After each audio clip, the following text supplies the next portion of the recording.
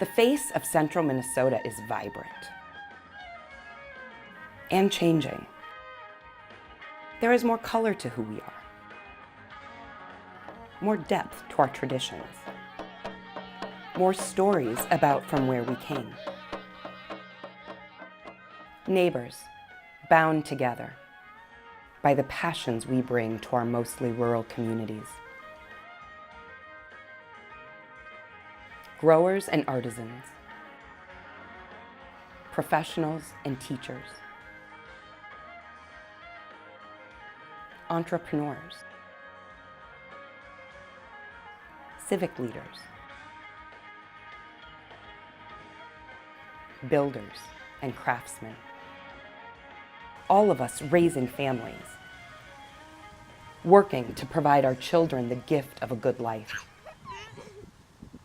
with a childhood promising a bright future.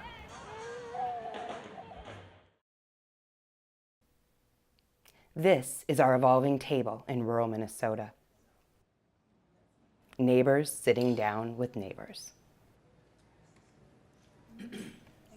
where stories are told and connections made,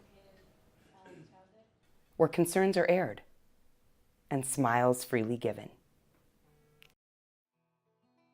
in an atmosphere of thanks for the bounty being shared.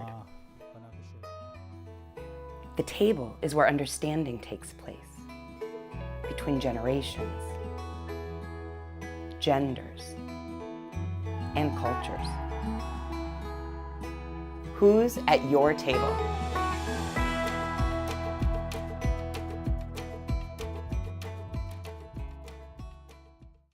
Food was the motivator. Food was the community connective tissue, the one thing that we all have in common.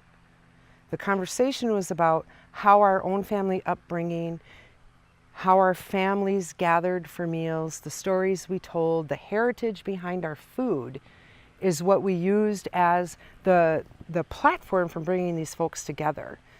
To share a meal as you would with your family and to begin to tell our stories about what it's like to live in central Minnesota, to possibly be an immigrant, and to possibly be somebody who is here, who is different, who's had a different struggle, who may not be part of what most would consider part of our community.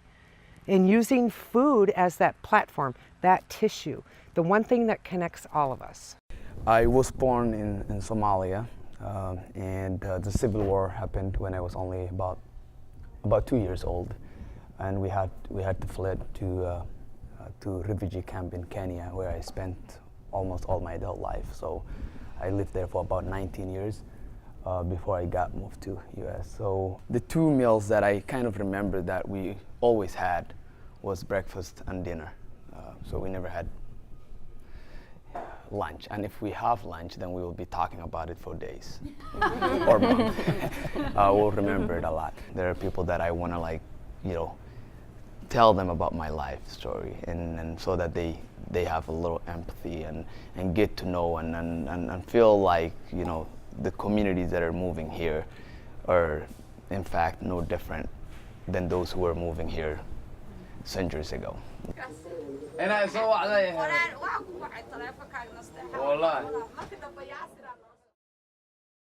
When we first stepped away from our church, we had Americans tell us, well, we got to Americanize you guys. They use that term.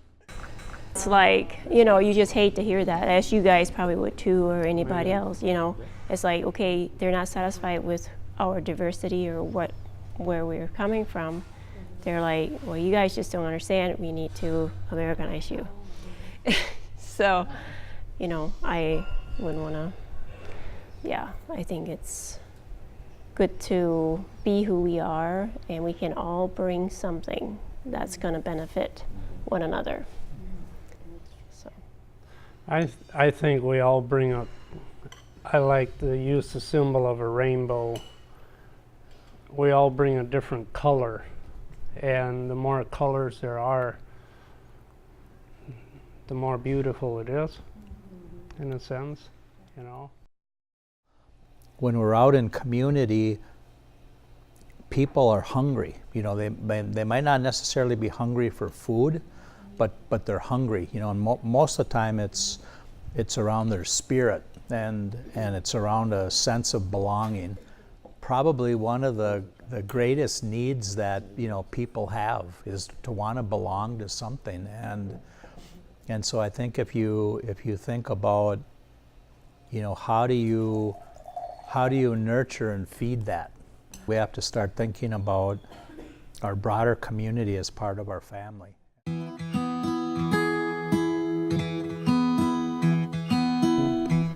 I think this was a very rich conversation.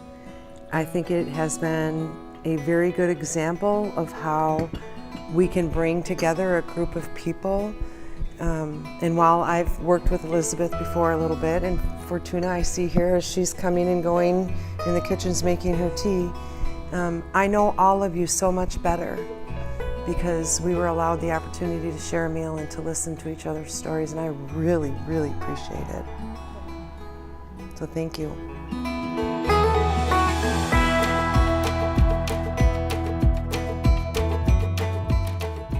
I mean, some people in that type of setting, that's like the first time they've been able to share some of that stuff. I mean, you could share it like in your own community, so like in the Native community, you know, but then everyone kind of knows that stuff. And so when you get into a broader conversation and broader community, I mean, those opportunities to share that stuff, I mean, there isn't really very many, you know, because these types of dialogues aren't happening.